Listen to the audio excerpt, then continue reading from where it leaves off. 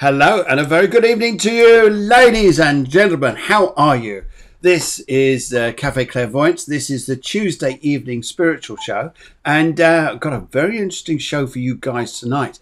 Out of the ordinary, what can I say? And okay, a few bits of information to tell you in a short moment as well. But in the meantime, I think we ought to do a little intro.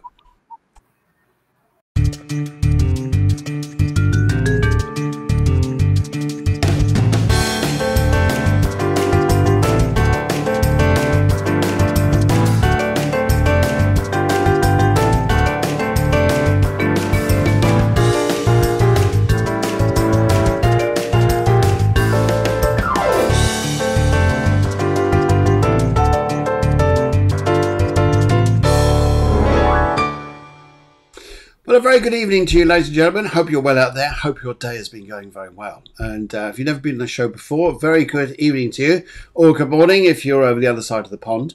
And this is Cafe Clairvoyance. It's a show which is about spirituality. It's about life. It gives you a little bit of clue what's coming up in a little while. And it's also about engagement with you people, because we love networking. We love saying hello to you guys. And even Caitlin over the other side of the pond, good morning to you, I'd imagine. Is it morning? Something like that.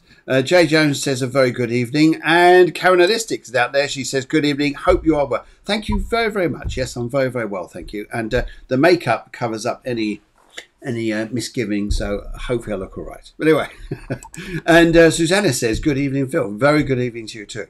Okay, very interesting show we got coming up tonight. So I'm going to tell you more about that very, very shortly.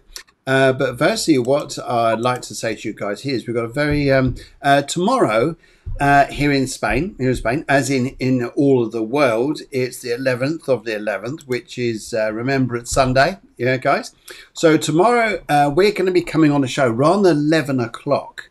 We're going to come on the show about 10:50, 10:55 around that time. Myself and Guillermo are doing a spiritual astrology show, and that's 11 o'clock. Please come and join us. I know some of you aren't in Spain, but in the UK. But if you wish to come and join us at 11 o'clock for a minute's silence for Remembrance Sunday, we would be honoured, and proud to have you guys joining us for the minute's silence to remember everybody, all those that fought for our freedom during all wars, isn't it? Yes, and yes, so we're going to start that at about 10:50, 10:55 tomorrow. So look forward to you guys then. And this is what, guys, we'd also like you to do. Yes, great makeup, Phil. She says, thank you very much. I know, I got powdered well, didn't I? Yes. Anyway, furthermore, what I'd also like to say, so many of you coming on. Lovely to see you people. Lovely. Just to let you know as well, we don't do the hour intro anymore now. You know, the hour before, I think, well, we stopped doing that because, I think we all know now what time the show is coming on. I think we did that very much in the early days just to make you guys aware that we're having a spiritual show coming on. And nowadays, no, we don't need to. So there we go, because I think you guys know what time we're here. However, times are changing again, and we're going to keep you updated on this. There's no more Sunday show. Pujum, gone. You think I don't know? But hang on. 2 more shows are coming on to replace this.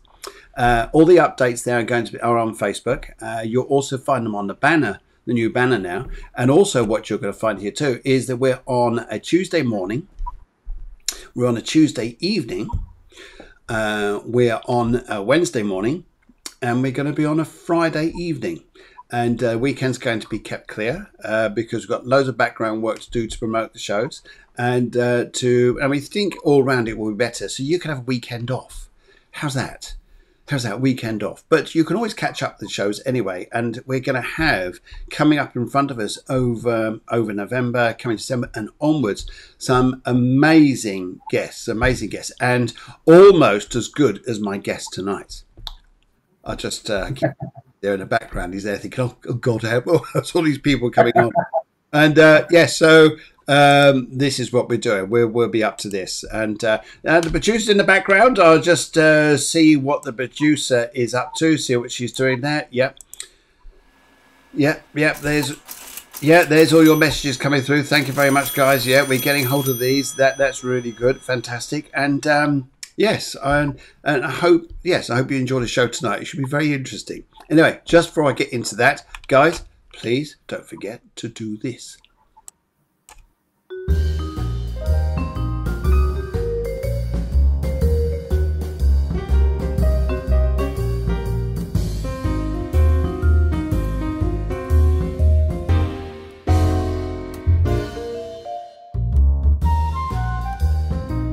Yes, please like, share the show. Even this show is going live. If you look down to your on your page on Facebook, it should say share.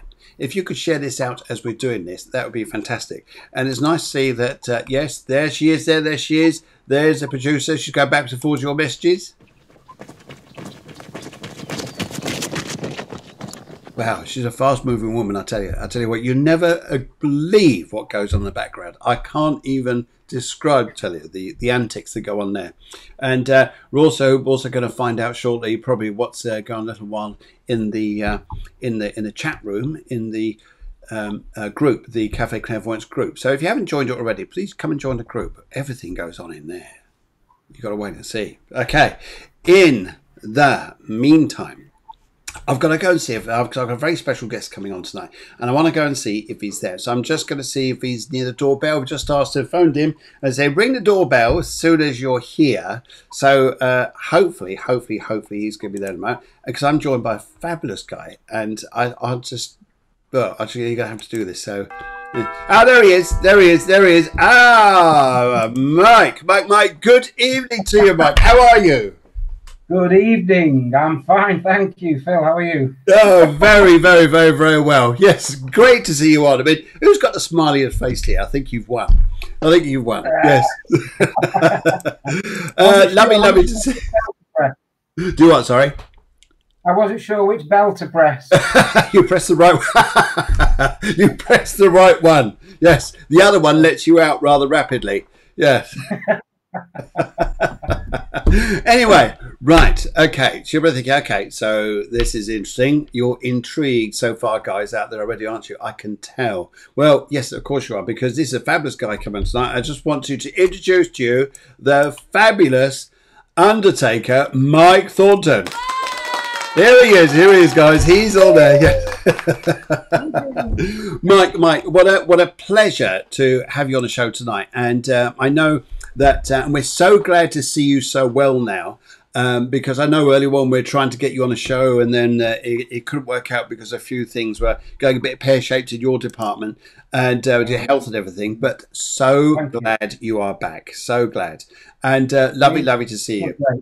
Oh, brilliant. Okay, so handing it over to you, Mike. Handing over to you, Mike, here. What's been your role or job in the past here? Because this is I'll let you describe. I'll let you put this in here. In the past, oh my God. Well, okay. Well, it started very young, as it does with most people, I suppose. In fact, I was born at a very early age. Born at an early age. I think I was too. Hang on, I'll ask some of these people out there. Were you guys born at an early age? Oh, fantastic. I started many years ago. I trained originally to be a chef and hotel manager, and I was indeed working in that trade when I had an accident, and it put me out of action for quite some time. And at the time, what the heck am I going to do? So it's a long story, but I ended up stumbling into funerals. Wow. Don't ask.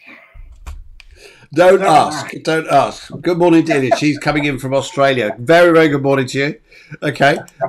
So you stumbled across funerals. Okay. So you hang on a minute. People don't just stumble across this. Oh, look, guess what I'm doing? I've just signed up. I'm doing this. What happened?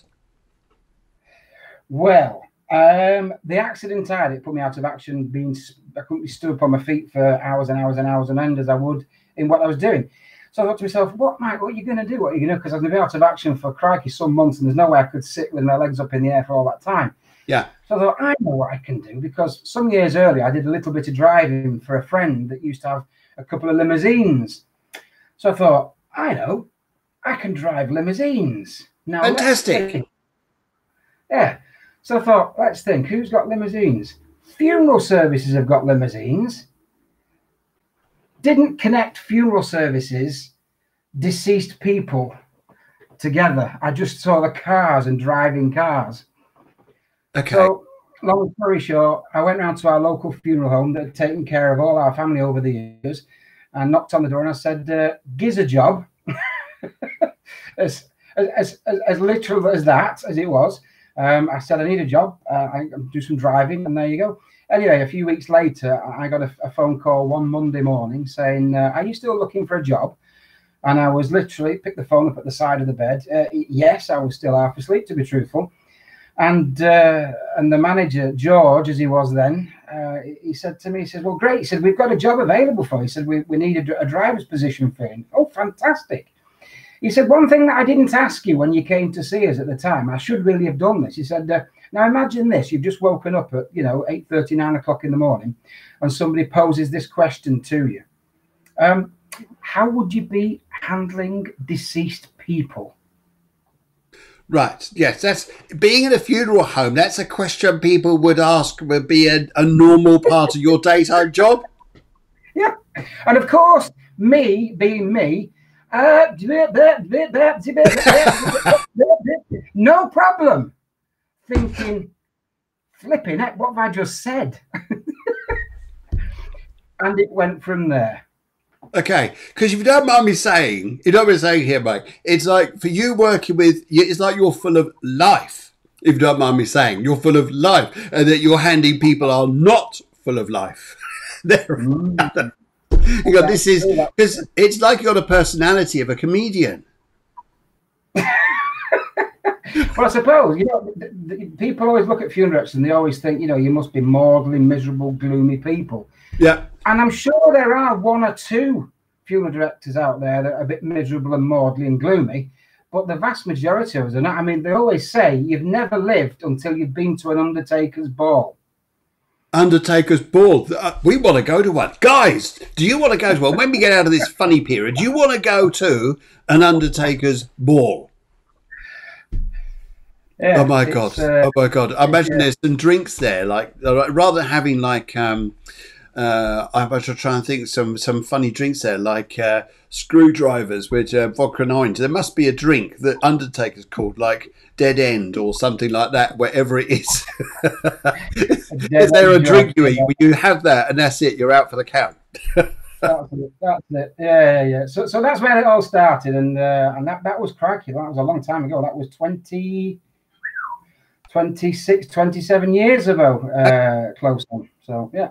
Okay. So funerals. So we've discussed how you stepped into this, and it's unusual. Susanna's come up. Oh my goodness, Susanna's come up with one. Bloody Mary, she says. Oh dear. This is Susanna. You've got a warped sense of humour. What can I say? Warped, woman. Warped. Anyway, so so you started doing this, and how was it? How was it working with people? People come, they're bereaving over people they've lost. Obviously, it's for some people they may have lost someone a month ago, 6 months ago, 6 years ago, whatever it is. We're all at different points in our lives, and how do you work with people? What happens? How do you talk to them, or counsel them, if that's a way of describing this? It's a very good question, and frankly, I'll tell you straight. In my experience, I've probably dealt with around personally, I've probably arranged and conducted around 2,500 to 3,000 funerals in my time over in the UK. When I was funeral directing, I didn't realise that many people alive or were. Yeah. Well, there's quite a lot. Yeah. And I would say to you, each and every one is different. There's no two funerals alike. Everybody's different. Every person's different. Every family's different. The reactions are all different within the families. It's very different. You've got to learn how to deal with each and every one as it comes, basically. As it comes. Okay. So you're working with these people, and funerals themselves now, as we're talking about this, and how people. But obviously, it's a journey of life, isn't it? We've got another joke here. Last orders, please. Is that another Undertaker's? Is that another Undertaker's? Yeah. Yes. It's a dead-end job. That's another one. I like that one. That's pretty good. That's pretty good. Hostel. The wit is coming out here. Obviously, you're a very witty audience. Okay, so because I had the fantastic opportunity, it came out of the blue. I wasn't expecting this at all. Obviously, working as a medium, working in spiritualist churches, talking about people who have passed over. And there's a question I've got for this coming up for you, because I think you're going to maybe tell us a few things. And so I was working there, and then I completely forgot. I didn't really know this. It was an awakening for me. I always thought funerals were always in churches, always were religious things, and always were like it's Catholic, it was Protestant, it was all the other different religions and stuff. But they're not, are they? No, absolutely not. I mean, there's every kind of religion that you can think of. And I've got to say to you on experience, some of the most joyous funerals that I've ever been to would have to be like Afro-Caribbean funerals, West Indian funerals. Wow. They are tremendous. They're amazing. You tend to spend a good 5-6 hours in church. Everybody parades past the coffin. There's all the gospel singers. There's all the hallelujahs. It's such a happy place to be, considering it's a funeral. And it really is an experience. And I've done a few of those in my time. I think, do you know what? I think I would love a funeral like that if it's singy dancey. Yeah. And I guess you're thinking, guys, what do you think? In fact, Davina's come up with a great comment here. She says here, right, this is big. This is going to take a little bit of reading. Here we go. Right. The whole concept of everything to do with funerals is always seen as dark, depressing and feared.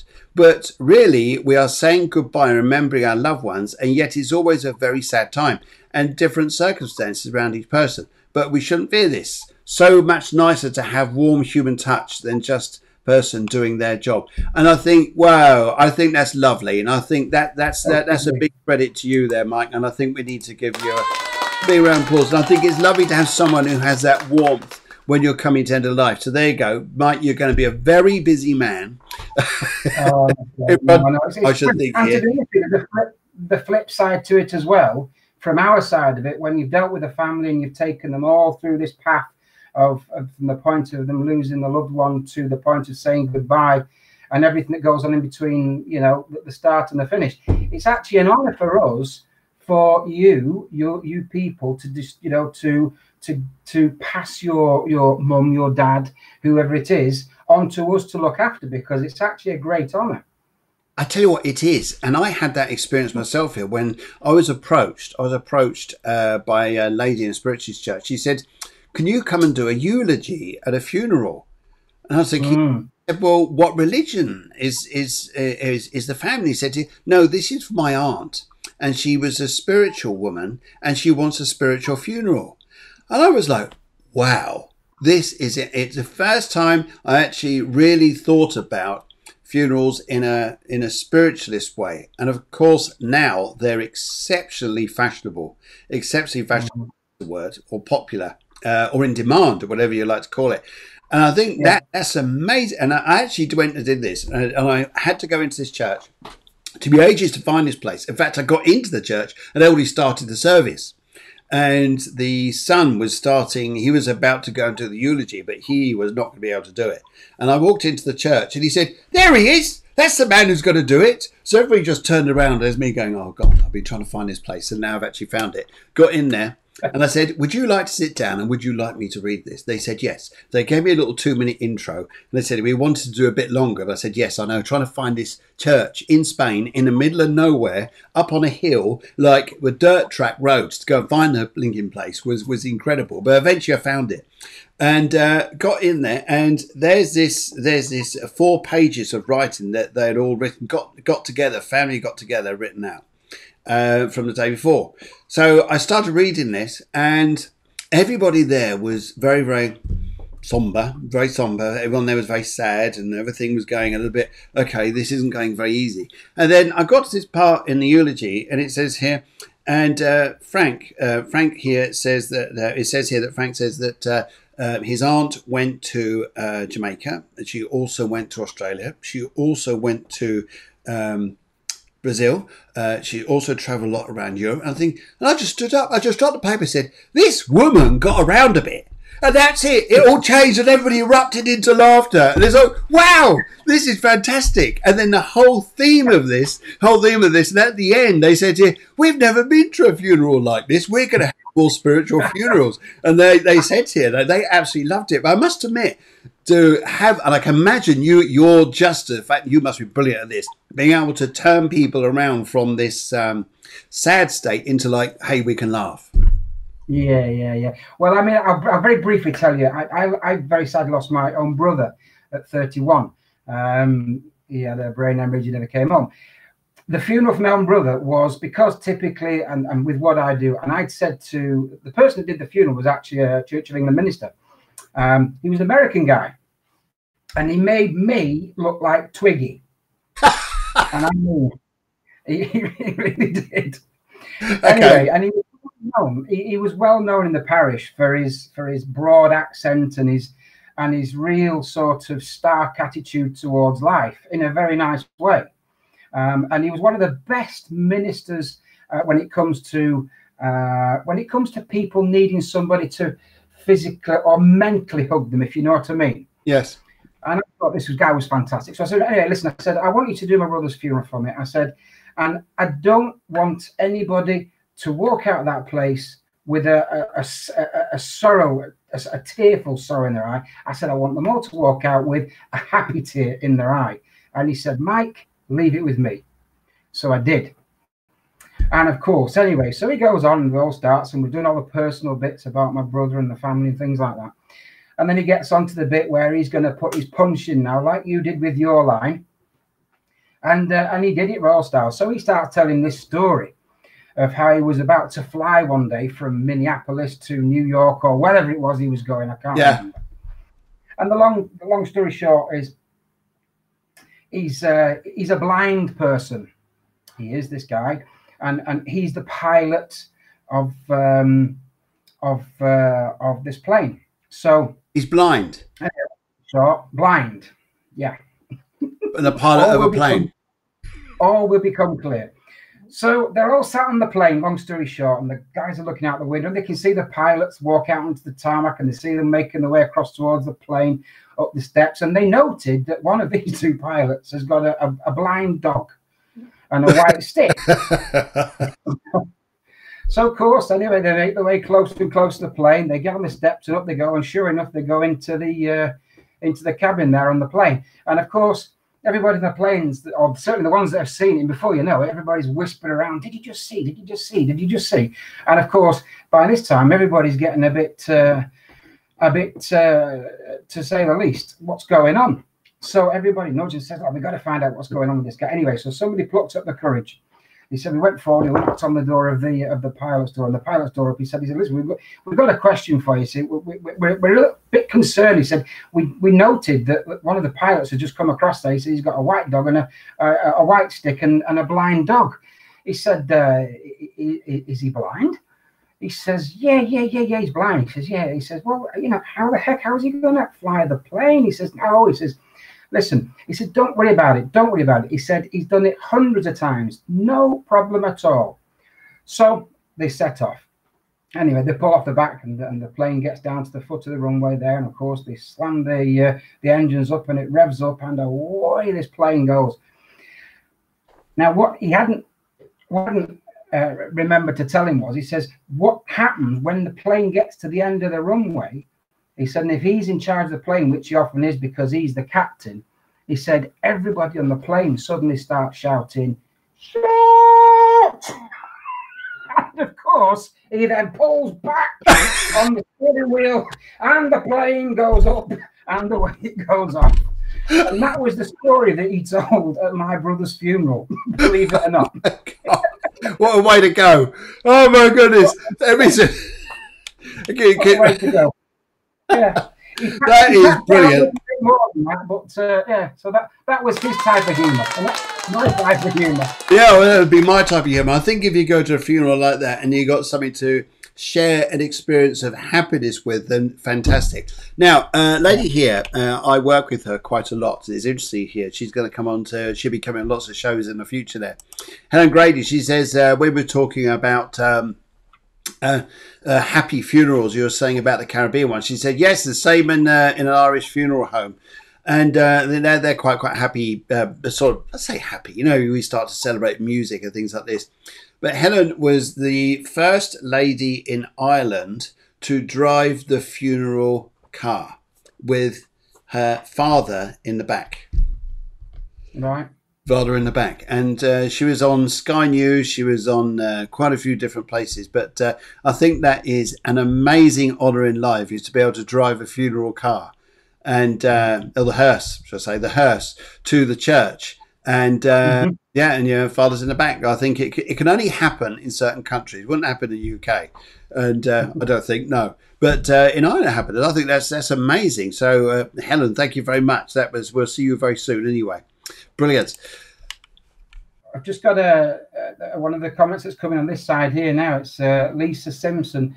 She says, my lovely mum passed away just 8 weeks ago. I know she didn't. Such a lovely lady she was, Lisa. She passed away 8 weeks ago, and she always said she wanted Candyman playing at a funeral. So after the service, we played it by her graveside, and all the family were dancing and singing round the grave. It was just what she wanted. How nice is that? Oh, fantastic. Fantastic. Yeah. Wow. That's lovely. And right, okay.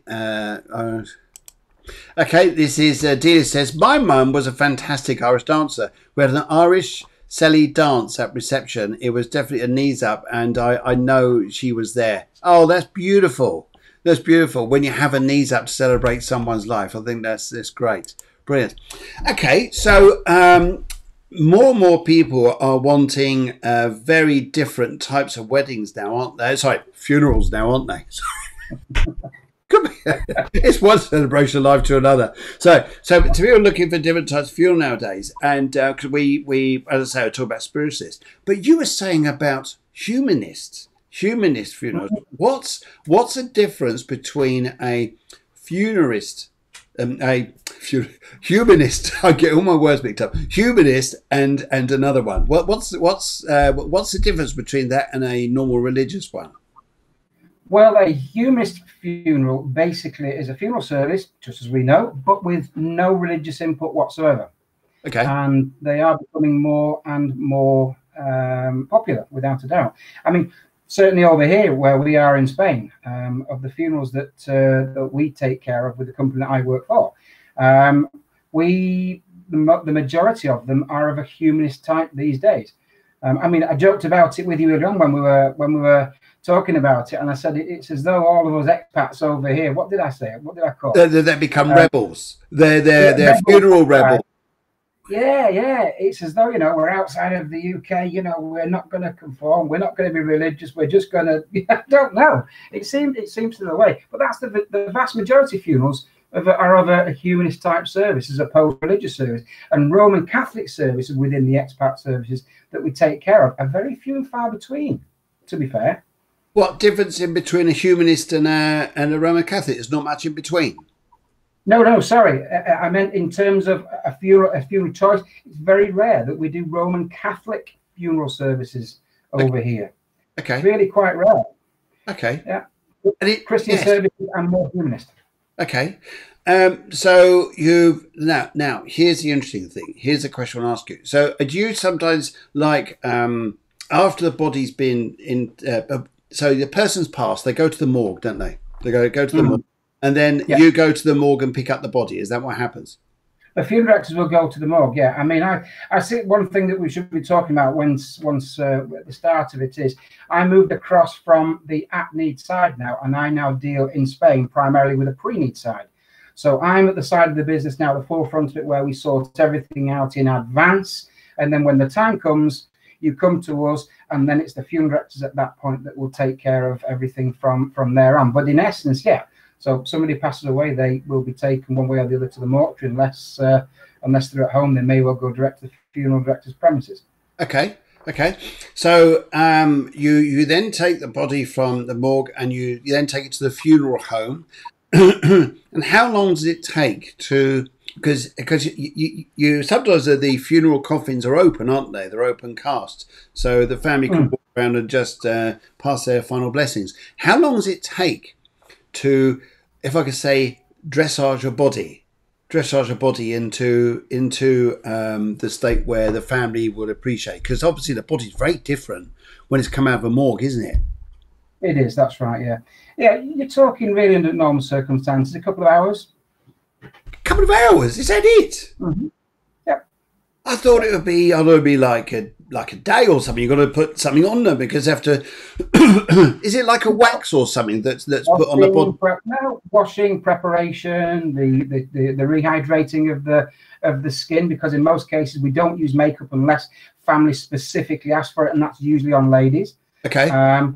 Unless there are any blemishes that need to be covered up.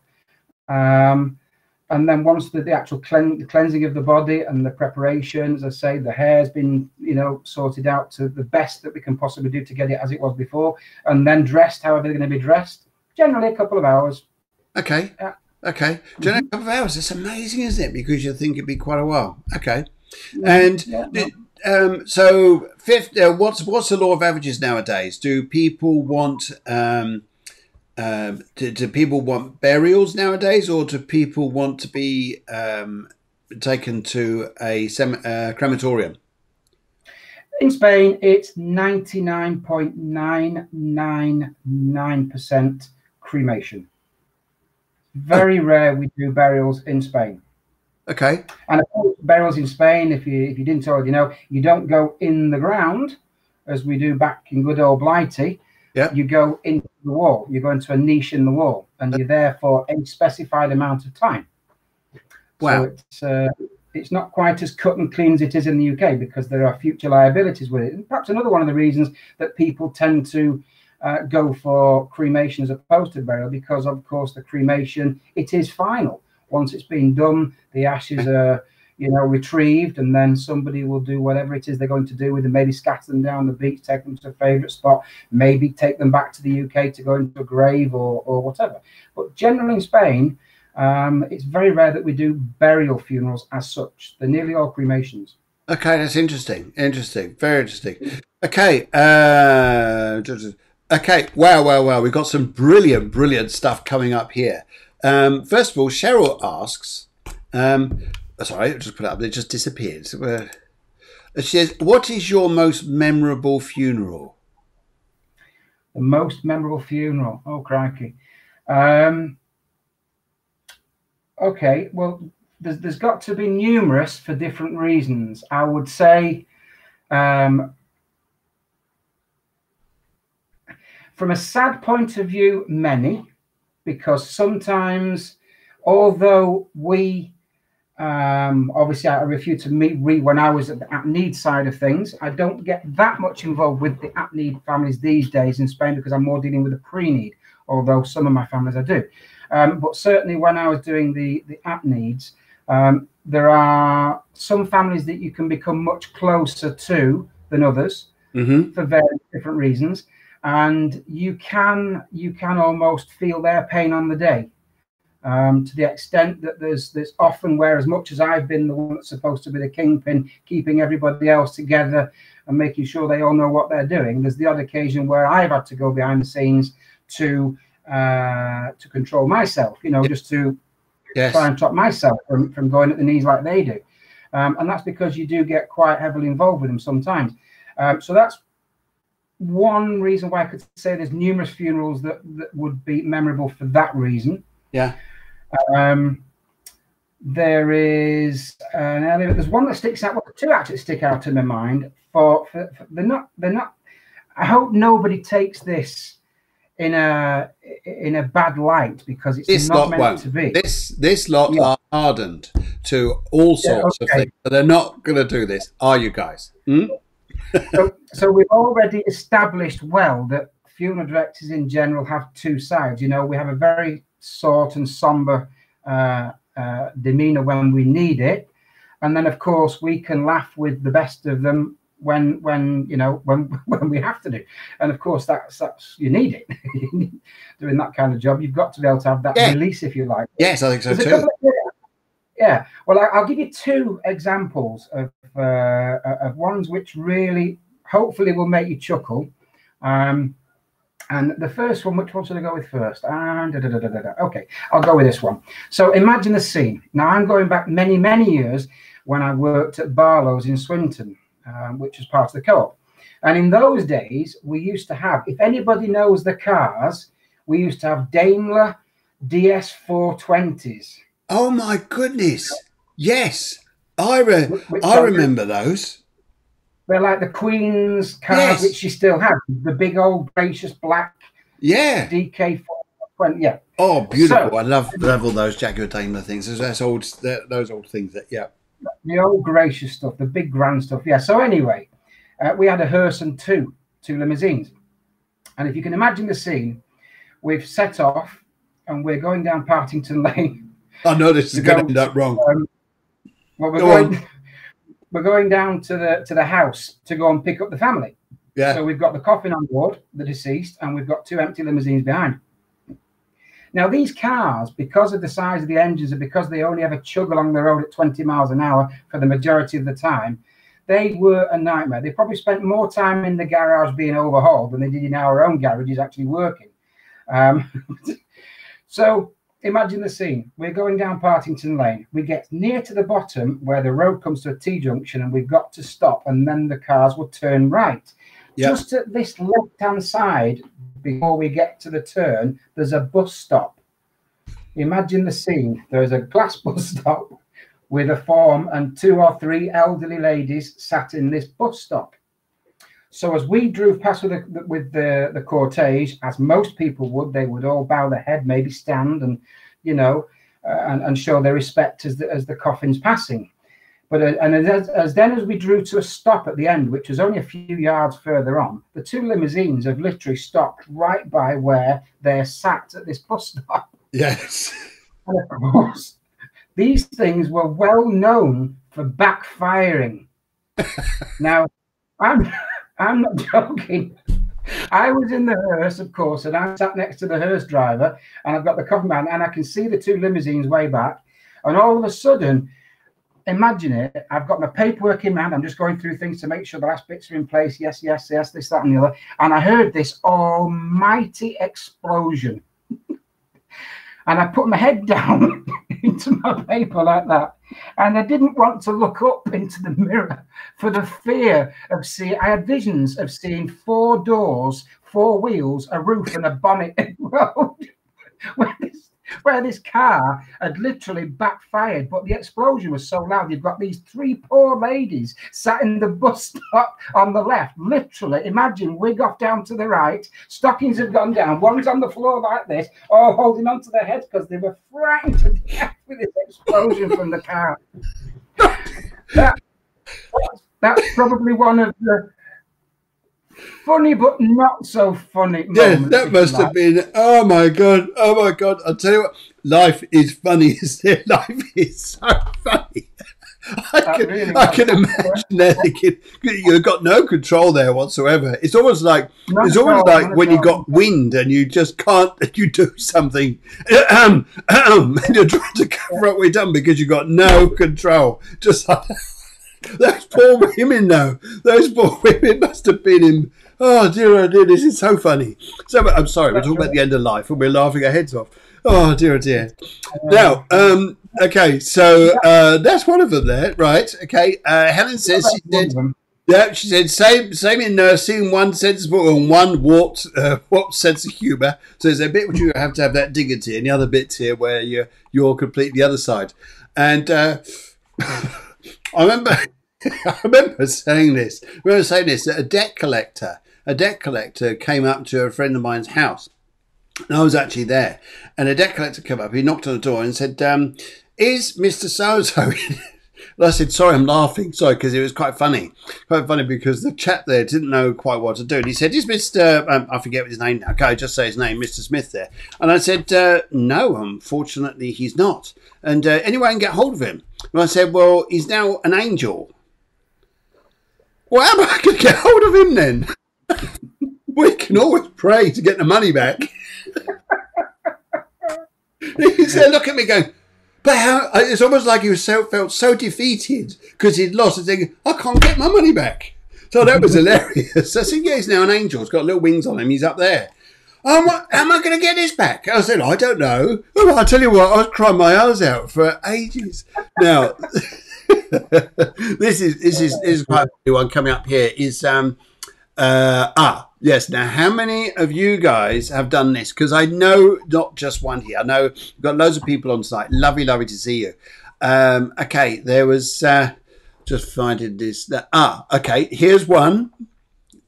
Cheryl Border says, I was asked recently to go and do one of our clients' hair at the funeral parlour. Mm-hmm. Do you get that quite a lot? People coming in? I've actually done over the years. I've done 2, maybe 3, where the family wanted mum to look as she did beforehand, and when they showed us a photograph, I remember it like it was yesterday, and she had stark black hair. And of course, at this stage now, she's got totally the opposite, stark white grey hair. So I actually put a colour on the hair, and we ended up wetting it. And it actually worked very well, considering the person had been deceased for some days. It worked quite well. I've done that definitely 2, maybe 3 times that I can remember. We tend to do most of it ourselves. Obviously, we get lots of practice. You do have the odd occasion where somebody may well insist that if the stylist will agree to it, of course, because again, it's not everybody that can go and do that sort of thing. I know people have been asked and they've gone, oh, I don't know about that. Oh no. It's that fear like the body's going to move or something, isn't it? But it could be. Yeah. And just it sounds like someone's still alive when they're not, but they're just a sign there. Yeah. Okay. Yeah. I've got another comical story for you if you want a comical one. Go on then. Oh God, I'm getting ready for this. Go on.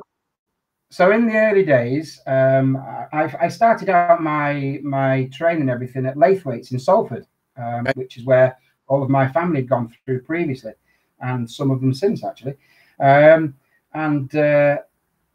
In those days, it was always customary, if you like, to have the proverbial induction. And so I did mine many years earlier, obviously, and I can remember at the level of becoming funeral director before, because I moved on to be funeral manager when I was with one of my last posts, but from there I was funeral director. And I can remember this guy came to start one day, similar position as I did. He was starting at the bottom of the rung of the ladder, and he was coming to start as an assistant, which basically entailed cleaning cars, getting them ready to go out on the funeral. They would be bringing in people from the hospitals, obviously the deceased people, placing them in, and then assisting with the preparations of the coffins, etc., and learning how to do all of this. Okay. Anyway, so of course on the first day, they would always get the royal tour of what, when, where, how, and this is how we do it, and all the rest of it. So this particular guy one day, of course, he arrived, and he first of all he showed the brew room. And this is where you put your coat, and we'll be back here later for a cuppa. So let's go and have a look around. So we always did this up until this point, and it was at this point we actually stopped doing it, and you'll soon see why. So takes the guy out across the car park, and we said, this is the area where the cars are kept. This is where we wash them all. This is the vacuuming, the cleaning, And then, of course, into the building. Now, this is the reception area for the deceased when they come into us. We had, in Laithwaites, I think we had 24 fridges for as many as 24, and then we'd have 8 chapels inside, and then we'd also have space inside the mortuary as well. So we take them through all of this and show this is the reception area. Then we go through to the embalming section. Yes. The body's going to be embalmed and prepared and dressed, and then the final thing, of course, is going into the coffin room. And the coffin room, of course, we would have a coffin all prepared, all laced out, and of course one of the lads would be in the coffin, wouldn't they? Yes. And so laid down with a lid on the coffin and a face cloth over, and then you say to them, and this is the final. Now, if you have your look, we'll show you somebody that we've just prepared, ready to go into chapel. And of course, we take the coffin off the lid. Now, again, I hope nobody takes this in the wrong light, because this is all done completely aside between the lads with nobody else in, that there's no deceased around or anything like this, that this has been done. And of course, so we took the lid off, and this, and we say, and this is what the people look like when they're ready to go in. And then we lift the face cloth. And of course, as we lift the face cloth, this guy, one of our lads that's in the coffin, just literally lifted his head and he went, boo. Well, this guy, he ran out of the coffin room, through the mortuary, across the reception area, out onto the car park. He ran down Langworthy Road. We never saw him again. He never even came back for his coat. So, oh dear God! Oh. It was at that point that we stopped doing that. Yes. Oh dear. Helen says, a few comical sides. Yeah.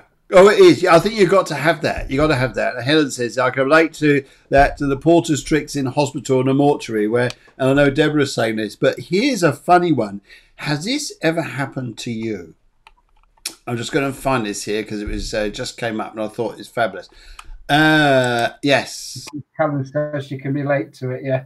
Yes. Yeah. Absolutely. And have you ever gone to the wrong funeral? Well, the wrong funeral, no. I personally have not. I've never done anything wrong, I hasten to add. I actually learn how to funeral direct by sometimes, and I will say it, by watching other people's, I'm going to use the word mistakes. Okay. For a better one, because I've seen a couple of things over the years. One particular one, again, it's not bad. It's nothing that's ever hurt anybody. In fact, the family never even knew about it. But in my training days, as I was when I was a driver and worked through the ranks, we turned up at, of all houses, I won't mention the name, but at the time it was our family doctor who very, very sadly had passed away, because she was known and loved by everybody that I know of in Salford. And she did sadly pass away. So we were doing the funeral. And I won't mention the funeral director's name because it wouldn't be right. In actual fact, he's not with us anymore. He's sadly passed on himself. But nevertheless, we turned up at the house with the hearse and however many limousines, I can't remember, and the flowers in the back of the coffin. And the funeral director on the day, God bless his cotton socks, hadn't done his homework properly. And for some reason, when he's doing his checks, he was on the understanding that the body had been taken home the night before. So we turned up at the house with an empty hearse. and of course it was all very yeah. So I'm not what exactly said to the family as to why the hearse had to suddenly depart and fly at 300 miles an hour down the road. I'm not quite sure, but no! I don't know, he got away with it. Well, you can say is he's gone already. Yeah. Oh my God, that's hilarious. Oh my God, Mike, this is so funny. But it's lovely to celebrate the end of life and have humor with it, and energy and happy emotion and anything else. Oh dear goodness me. Oh dear, you got everybody laughing here. You got Australia laughing. You got the producer laughing. You've got Ireland laughing. You got Luton laughing, and you got everybody laughing here. And Yanira, I think you're out here. So you got Spain laughing as well. Dear, oh dear, oh dear. That is so funny to have a no. But it's also, I think it's quite funny as well. I've done this to a wedding. I had the best man in the car, and I went to the wrong reception. After I came out of the church, ended up going to reception where there was another wedding, and said, "Here you are, guys." These are not the right people. We're at the wrong place. Oh, where the hell is it? I've done that one. Oh dear goodness. Oh my word. Okay, right, so we could write a book. Sorry. Between us, we could write a book. Oh, I think so. It's just amazing. This is interesting. Alex Lucas here. This is incredible. Alex says, went to see my mum in the chapel of rest. They brought the wrong lady out for us to see. How often do you get two people called Flo? No. Yes, yes. We cried laughing as that would be something my mum would have found hilarious, her playing the last joke. That is brilliant. That is brilliant. Yeah, I'm glad, yeah. Alex, that there is the humorous side of that, isn't there? That's right. Yeah. Oh And my apparently goodness, that is amazing. And you've got another story up here, which is from Delia. She writes in and she said, "My mum's burial was on a wet and muddy morning. It's always sometimes they're not easy, though, are they? And everyone was somber, wet and cold until her coffin was lowered. At that moment, the sun broke through the clouds and reflected a ray of rainbow colours off the plate on her coffin. Birds started singing. Everyone stopped crying, just mesmerised by the ray of light in the dark, cold morning. Even a priest there said, there she goes. It was really like she formally said goodbye at that very moment in time." That's lovely. That is beautiful. That is absolutely nice. beautiful. That's what a lovely story. And to have someone to know is passing like that, that's amazing. Oh dear, dear. Oh my goodness! I tell you what, this is even Cheryl said, "What a funny show! What a good laugh it's been today." Sorry, the end of life. Oh God, my eyes. Okay, so we've got to ask you this because we come from here. Sounds like we're an odd tribe, us Cafe Clairvoyant lot, and the Cafe Clairvoyant group. They're just the same. In fact, I'll just see what's going on there in the group there at the moment. See what's going on there. Yeah. That sounds like that. Yeah. You're all talking away. Okay, guys, right. Have you ever had the experience where you've seen a body there, but you felt the presence somewhere else? Like, for instance, the body's there and you felt like, hang on a minute, this person's with me.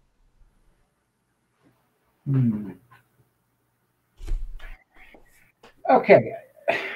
I'm going to be the first one to say that I've always been, and I'm going to say to an extent, the skeptical one. Okay. I'm not really a religious person, although I respect everybody's religion, unless it involves strapping bombs to your back. That's not a religion, but that's another story for another show. Now, I've had one experience where I can't really explain it. And it involved being in a building. Granted, the building was a very old building, and I've no doubt, when we talk about the possibility of these things happening, it could be this, it could be that, it could be all sorts of things. And I thought about this event that happened a million times, inside, outside, the wrong way round, upside down. I can't tell you how many times. And I couldn't come to any other conclusion that something very different happened. And I was in a building where, as I say, it was a very old building, and I was on a particular part of this building where the vast majority of this particular building wasn't used.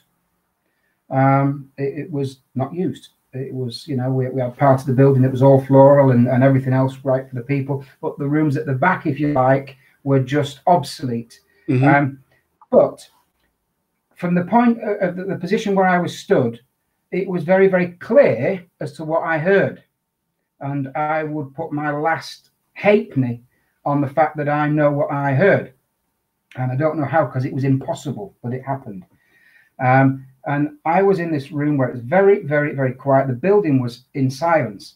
And somebody literally clip-clopped across the wooden floor of one of these rooms that was behind the part where I was. It was absolutely impossible that could have happened. Yeah. Because this particular room, the only way to access that room was from where I was. And I'm actually, if you can see me now, the hairs on my arms are actually standing up thinking about this. And I've just gone, and you go all... Yeah. And that happened a long time ago. As far as an experience, that was definitely one that really made me think twice, because that was not possible, but it happened. Yeah. And it was impossible. It could have come from somewhere else. People could say, it could have been something outside. It could have been a very heavy-footed pigeon on the roof, or whatever you might want to say. No, it wasn't. It was definitely the sound, clear as a bell, as somebody clip-clopping across a wooden floor in imagine an old empty house, if you can imagine that. Yes. And it was yes. crystal clear. That's interesting. And that left yeah. Yeah, so that's interesting. So even with the people who'd like to see, like you walk into a person's home and say, okay, your father's in the car. Your father's in the car. He's in a coffin there. He's at rest. Everything's okay. Have you actually been in the house and thought, actually, the father is also there?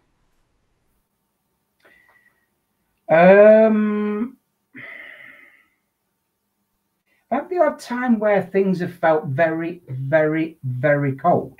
Now, you could say that that's because the body's cold, but with all sorts of things that somebody could say. It wasn't a mortuary situation, and it wasn't a place where you would have expected to feel cold. I've had that a couple of times. So I've got to say yes to that.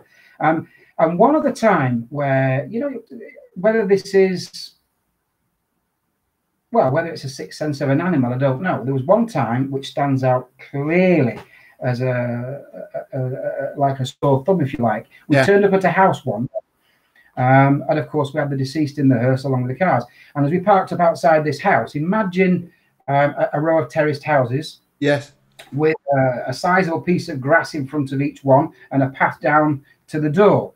And this pathway would have been, let's say, 25, 30 yards, maybe a bit more. And there was a cat sat beneath the window sill on the grass, right down at the house part. And of course, we're outside on the road. This black cat, we all witnessed it. It was incredible. The hearse had been closed down, ready to leave. All the family were in the cars, ready to go. And because it was a summer's day, the two front windows of the hearse were down because, of course, you know, it was very warm. This cat took it on itself to stand up. It walked the full length of the path. It went straight up to the hearse, and it literally jumped up on the back of the hearse and put its hands up on the door. It was the owner's cat, and the owner was in the hearse. Wow. And it actually put its paws up on the back of the hearse like that, as if it was trying to get into the hearse. And it got down, it went to the side of the car, and it actually jumped through the window at the driver's side of the hearse into the hearse. That was quite strange. That, well, I imagine that, yeah, because animals do that, don't they? They got that sixth sense, and they. Yes, I'm sure. I'm sure there's lots of stories out there about animals and passings of their owners that everybody loved at some point. Wow, what a fascinating show! Mike, it's been absolutely fantastic.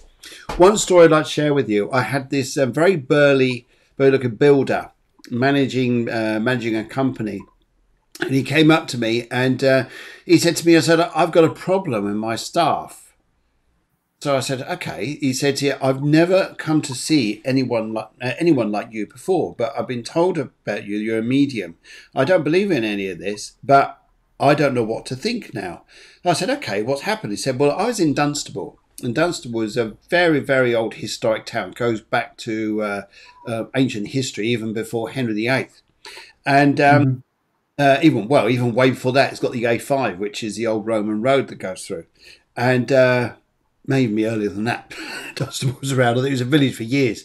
Anyway, so he said here, my staff have been working redecorating a museum and a restaurant called the Priory, or the Priory Church, which is the church where Henry VIII actually got the divorce for one of his wives. So he got it made there.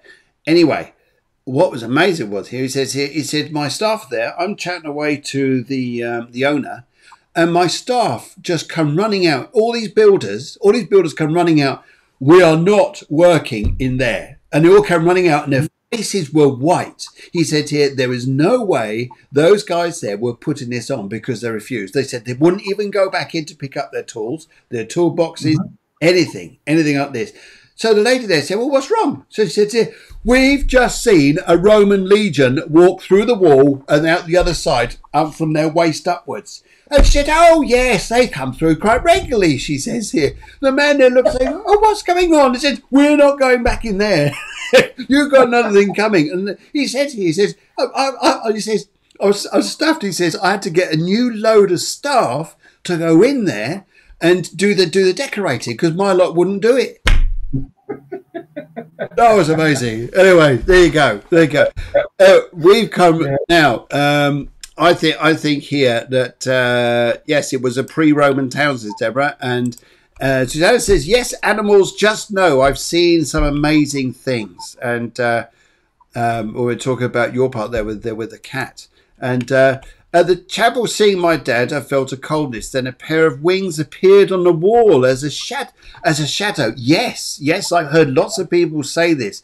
It was amazing to see how they see a shadow of something, but not the object. That's incredible. There, I think I tend to see things like that, but as a medium, and also see as mediums. Sometimes the reason why I was asking here, do you sometimes get a presence in the house, like the father's in the body's in the car outside, but you actually get a feeling that he's there with the family, and some of the medium we tend to see. But Mike, what can I say? This has been the most entertaining, funniest end of life show I've ever encountered. Never laughed so much on a show. It's been hysterically funny. I think we've got to go down the pub and talk about more stories. I think go down the bar and a few beers. We'll have to have a repeat one day and do the more serious side of it as well. Oh, we've got to keep it light. You've got to keep the funny stuff as well. I think the funny stuff. I've never seen this out here as well. You guys out there, never seen so many laughs coming from everybody here. Even Deborah, the producer downstairs, I think is absolutely wetting herself here.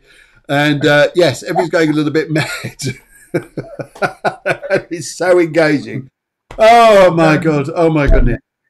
But what can I say? It's been an absolute pleasure, and yes, we're gonna have to get you on again and have another chat here, and that'd be great. And what I say from all of us here, to take your time out like this, and everybody's saying here, brilliant show, thank you. It really was good. Just take your time out here to do this. It's been good fun. Thank you for inviting me. I really enjoyed it. Oh, so have we. Wow. It was the stories, everything was great. And I know I think life stories takes care of it all. Yes. Thanks for a very entertaining show. Very funny. Take care. I'll say take care all. Yes. And Val says, thank you. Great stories. Love the laughs tonight. Thank you both. I think everybody here is just saying how much they enjoyed it. So big thank you to you too. Big thank you to everyone who joined us. Big thank you to you, Mike. And yes, we'll do this again. Hysterical. So, yes, a lot of people saying just what they needed. That's nice. Well, thanks very much. It's been great to see you. And, yeah, it'd be lovely to see you again sometime in the yes, absolutely. Absolutely, sir. Fantastic. And from us, we're going to say good night. As I say, we're on tomorrow morning at 10 to 11, because we're going to get ready for the remembrance service, which is, so we're going to do the minute silence at 11 o'clock, just to let you guys know. And thank you to everybody who's joined us tonight out there, and have a safe evening, great day, or morning, whatever time of day is for you guys. So thank you so much.